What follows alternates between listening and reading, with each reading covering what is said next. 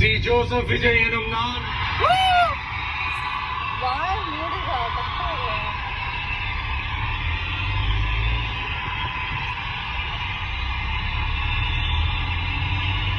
சட்டப்படி அமைக்கப்பெற்ற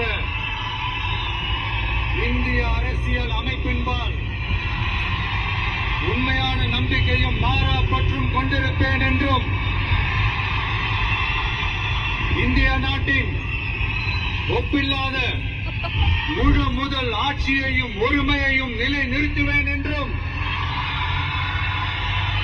தமிழ்நாட்டு அரசின் முதலமைச்சராக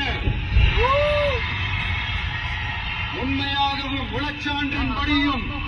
என் கடமைகளை நிறைவேற்றுவேன் என்றும்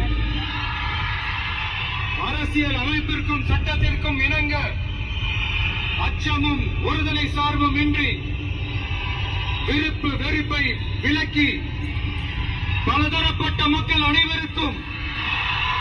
நேர்மையானதை செய்வேன் என்றும் ஆண்டவன் மீது ஆணை